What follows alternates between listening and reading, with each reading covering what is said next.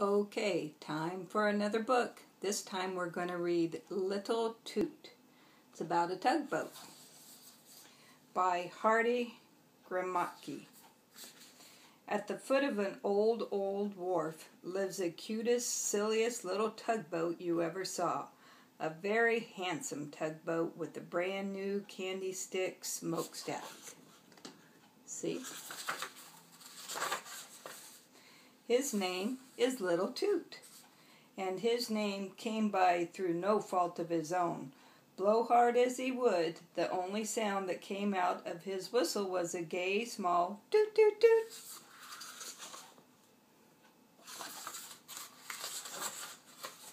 But what he couldn't create in sound, Little Toot made up for in smoke. From his chubby smokestack he would send up a volley of smoke balls, which bubbled over his wake like balloons. Hence, when he got all steamed up, Little Toot used to feel very important. Then the flag at his masthead would dance like the tail of a puppy dog when he was happy, and he flaunted his signals like a man of war. See those? Now, the river where Little Toot lives is full of ships. They come from ports all over the world, bringing crews who speak strange tongues and bring even stranger cargoes. Hides from Buenos Aires, copra from the South Seas, whale oil from the Antarctic, and fragrant teas from distant Asia. So there is always work for tugboats to do, either pushing ships into the docks to be unloaded, or else pulling them into the stream and down the channel to the ocean to begin a new voyage. I bet they have that in Portland where Dash lives. So, a tugboat's life is a busy, exciting one. The Little Toot was properly right in the middle of it. His father, Big Toot, is the biggest and fastest tugboat on the river. Why, Big Toot can make more smoke and keep out more water than any of the other two boats put together. See old Big Toot? He's got a lot of smoke going on there. As for Grandfather Toot, he is an old sea dog who breathes smoke and tells of his mighty deeds on the river.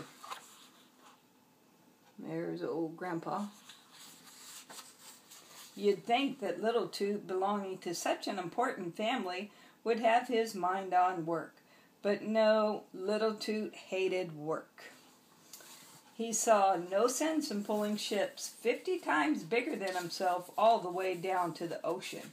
And he was scared of the wild seas that lay outside the channel, beyond where the harbor empties into the ocean.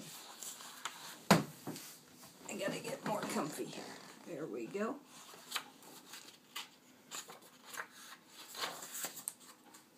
Little Toot had no desire to be tossed around. He preferred the calm water of the river itself, where he could always find plenty of fun, like gliding, for example. That looks like fun. Or playing thread the needle around the piers, or what was even fancier, cutting figure eights. Sounds like he was just kind of goofing off, if you ask me. Little Toot liked nothing better than to make a really fine figure eight. First you throw your weight on one side, then on the other, and then the result never failed to delight him, although his antics annoyed the hard-working tugboats awfully. I bet it did. But he kept on making figure eights that grew bigger and bigger until one day, carried away by the joy of it all, he made one so big it took up the whole river. Indeed, there was hardly room for it between the two shores. See that? It is pretty, though. And no room at all for a big tug named J.G. McGillicuddy, which was bound downstream to pick up a string of coal barges from Hoboken. J.G. McGillicuddy had little love for other tugboats anyway, and a frivolous one like Little Toot made him mad. As witness, oh, that's a kind of a mean-looking tugboat, don't you think? This by itself was bad enough, but unfortunately for Little Toot, the other tugboats had seen what had happened, so they began to make fun of him, calling him a sissy who only knew how to play. Poor Little Toot, he was ashamed and angry, but there was nothing he could do about it except blow those silly little smoke balls. See all his friends, and them blowing all them smoke balls? But the more he blew, the more the other boats laughed at him. Little Toot couldn't stand it. He fled to his favorite hiding place alongside the wharf, where his taunting friends could not reach him, and there he just sat and sulked, feeling sorry for himself. And after he had moped a while, Little Toot saw, headed down the river, a great ocean liner. Ooh, that's a big, pretty ship. And pulling it were 4 tugboats with his own father, Big Toot, right up front. The sight of that brave, bustling work made Little Toot think. He thought harder than ever in his life, and then, all of a sudden, a great idea burst over him. He wouldn't be silly, frivolous little tugboat anymore. He would work like the best of them. After all, wasn't he the son of Big Toot, the mightiest tug on the river? Well, he would make Big Toot proud of him, and he'd show them all. Full of ambition, he started eagerly downstream. What's he got planned now? He sidled hopefully up to one big ship after another, tooting for them to heave a tow line. Heave means throw. But they supposed he was still only a nuisance and would have nothing to do with him. Oscar, the Scandinavian, rudely blew steam in his face. Well, that wasn't very nice of him. And the others were too busy with their own affairs to notice a bothersome little tug. They knew him too well. Being a goof-off, that's what people think of you. But the rudest of all was a great transatlantic liner which blasted him right out of the water. Gracious. That was too much for Little Toot. He wasn't wanted anywhere or by anyone. With the spirits drooping, he let the tide carry him where it willed. He was so lonesome. Oh, the poor guy. Well, he was goofing off. Floating aimlessly downstream, he grew sadder and sadder until he was utterly miserable. He was sunk so deep in his own despair, he didn't even notice that the sky had grown dark and that the wind was whipping up into a real storm. Oh, no. Suddenly, he heard a sound that was like no sound he had ever heard before. It was the ocean, the great ocean that Little Toot had never seen. And the noise came from the waves as they dashed and pounded against the rocks. Oh, man, I bet he was scared. Let's see what happens. But that wasn't all. Against the black sky climbed a brilliant, flaming rocket.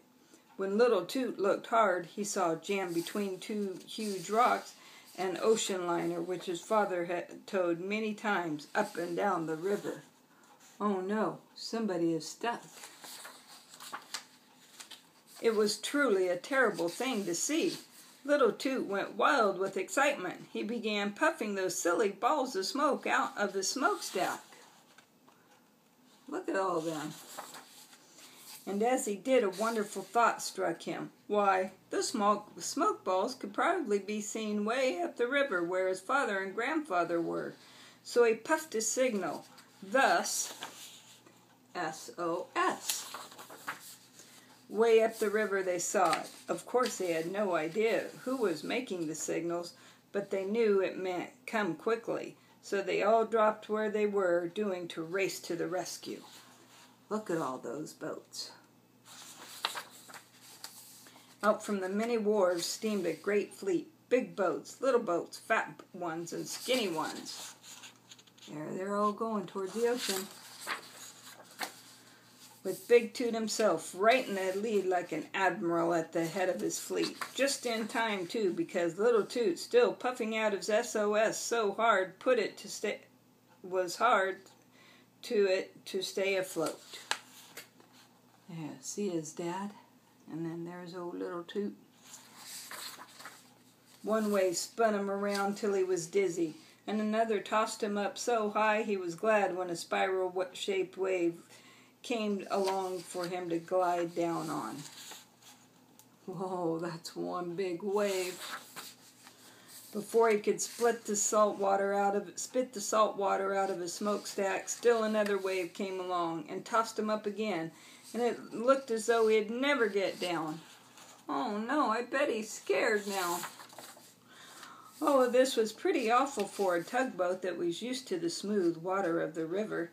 What made it terrifying was the fact that out of the corner of his eye, when he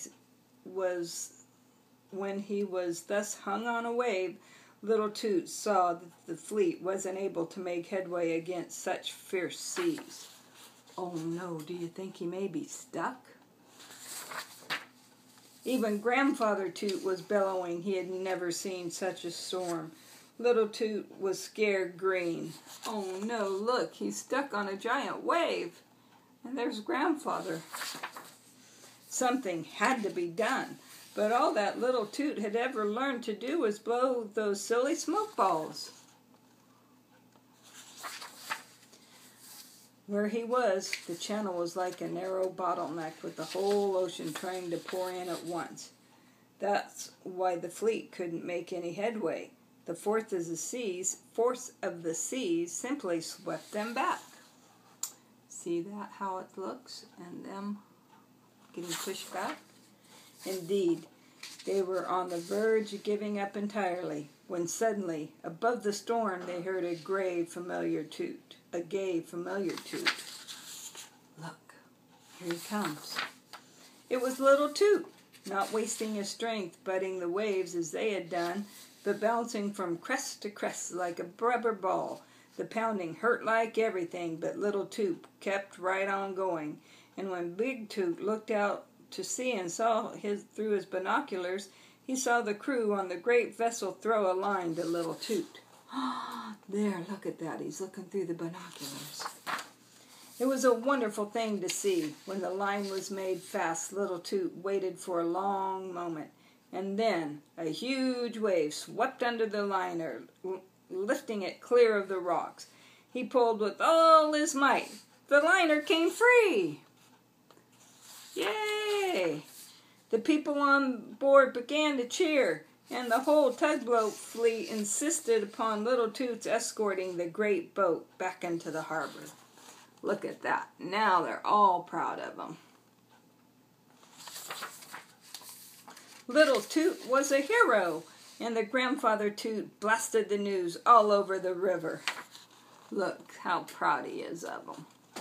He should have been proud of him anyway, even when he was goofing off. Well, after that, Little Toot became quite a different fellow. He even changed his tune. Look at him, how smiling he is now. And it is said that he can haul as big a load as his father can. That is, when Big Toot hasn't a very big load to haul. Huh.